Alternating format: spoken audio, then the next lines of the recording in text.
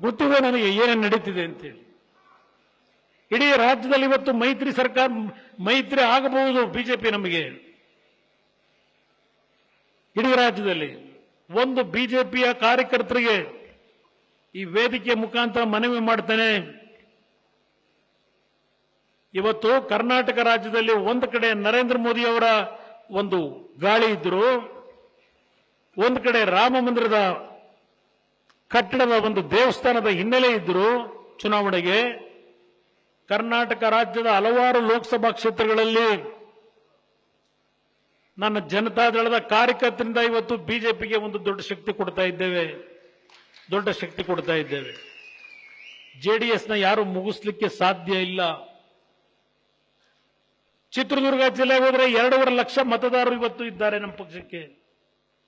ರಾಯಚೂರು ಹೋದ್ರೆ ಇವತ್ತು 2.5 ಲಕ್ಷ ಮತದಾರರಿದ್ದಾರೆ. ಬಿಜಾಪುರಕ್ಕೆ ಹೋದ್ರೆ ಇವತ್ತು 2.5 ಲಕ್ಷ ಮತದಾರರಿದ್ದಾರೆ. ಕಲಬುರಗಿ ಹೋದ್ರೆ 1,90,000 ಮತದಾರರಿದ್ದಾರೆ. ಹಾಸನ ಜಿಲ್ಲೆಯ ಬಿಜೆಪಿ ಕಾರ್ಯಕರ್ತ ಬಂಧುಗಳಿಗೆ ಮನವಿ ಮಾಡ್ತೇನೆ, ಹಿಂದೆ ಕಾಂಗ್ರೆಸ್ನವರು ಯಾವ ರೀತಿ ಕುತ್ತಿಗೆ ಕುಯ್ದಿದ್ದಾರೆ ಪಾಪ ಹೇಳ್ತಾರೆ. ಕುಮಾರಸ್ವಾಮಿ ಅವರು ದೇವೇಗೌಡರಿಗೆ ಇಂಥ ವಯಸ್ಸಿನಲ್ಲಿ ನೋವು ಕೊಟ್ಟು ತಗೊಂಡೋಗಿ ಬಿಜೆಪಿ ಜೊತೆ ಮೈತ್ರಿ ಮಾಡಿ ದೇವೇಗೌಡರನ್ನ ಹೆಸರನ್ನ ಕೆಡಿಸ್ಬಿಟ್ರು ಅಂತೇಳಿ. ಇವತ್ತು ಈ ತೀರ್ಮಾನ ನಾನು ಮಾಡಿರ್ತಕ್ಕಂಥದ್ದು ದೇವೇಗೌಡರ ಹೆಸರನ್ನ ಉಳಿಸ್ಲಿಕ್ಕೆ ನಾನಿವತ್ತು ಈ ತೀರ್ಮಾನ ಮಾಡಿದ್ದೇನೆ ಹೊರತು ದೇವೇಗೌಡರನ್ನ ಹೆಸರನ್ನ ಹಾಳು ಮಾಡಲಿಕ್ಕೆ ನಾನು ನಿಂತಿಲ್ಲ. ಇವತ್ತು ನಾಡಿನ ಜನತೆಯ ಭಾವನೆಗಳೇನಿದೆ ಆ ಭಾವನೆಗಳಿಗೆ ಸ್ಪಂದಿಸಿದ್ದೇನೆ.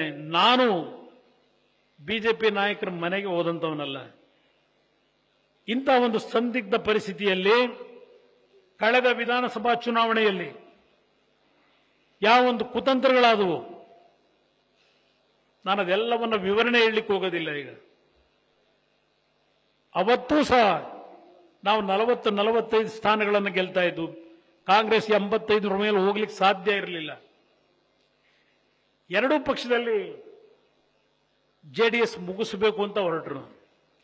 ನೀವೆಲ್ಲ ನೋಡಿದ್ದೀರಿ. ನನ್ನ ಆಲೂರಿಗೆ ಬಂದೆ ಬೆಳಗಿನ ರಾತ್ರಿ ಸಾಯಂಕಾಲ 5:30, 6 ಗಂಟೆ 7 ಗಂಟೆ ಕುಮಾರಸ್ವಾಮಣ್ಣ ಕೂತಿದ್ದಾರೆ. ಆಲೂರಿನಲ್ಲಿ ಆ ಜನ ಸೇರಿದ್ ನೋಡಿದ್ರೆ ಕುಮಾರಸ್ವಾಮಿ ಅವರು ಸೋಲಿಕ್ಕೆ ಸಾಧ್ಯವಾದ ಸಕಲೇಶಪುರದಲ್ಲಿ ನಮ್ಮ ತಪ್ಪಾಗಿದೆ.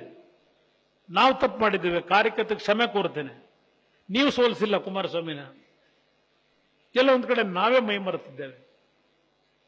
ಕೈ ಜೋಡಿಸಿ ಮನವಿ ಮಾಡ್ತೇನೆ ಕಾರ್ಯಕರ್ತರಿಗೆ. ಬೆಳಗಿನ ಜಾವ 3 ಗಂಟೆವರೆಗೆ ಊಟ ಮಾಡಬೇಕಾದ್ರೆ 2 ಗಂಟೆ ರಾತ್ರಿಗೆ ಊಟ ಮಾಡಿದ್ದೇನೆ 90 ದಿನಗಳ ಕಾಲ. ಬೆಳಗ್ಗೆ 7 ಗಂಟೆಗೆ ನನ್ನ ಆ ಪಂಚರತ್ನ ಕಾರ್ಯಕ್ರಮಗಳನ್ನು ಪ್ರಾರಂಭ ಮಾಡಿದ್ರೆ ಮಲಗ್ತಾ ಇದ್ದಿದ್ದು ರಾತ್ರಿ 3 ಗಂಟೆಗೆ.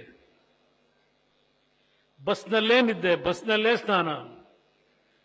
ಈ ಪಕ್ಷ ಕಟ್ಟಬೇಕು, ಸ್ವತಂತ್ರವಾಗಿ ಈ ರಾಜ್ಯದಲ್ಲಿ ಅಧಿಕಾರಕ್ಕೆ ತರಬೇಕು ಅಂತ ಹೇಳಿ ನಿರಂತರವಾಗಿ 90 ದಿನಗಳ ಕಾಲ ನನ್ನ ಶ್ರಮ ಏನಿದೆ. ಜನ ಎಲ್ಲ ಕಡೆ ಸೇರಿದ್ರು.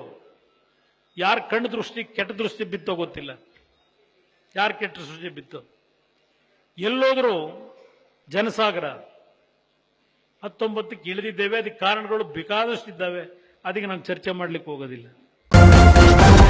ನ್ಯೂಸ್ ಫಸ್ಟ್ ನಿರ್ಭೀತಿಯಿಂದ ನಿಮ್ಮ ಪರವಾಗಿ.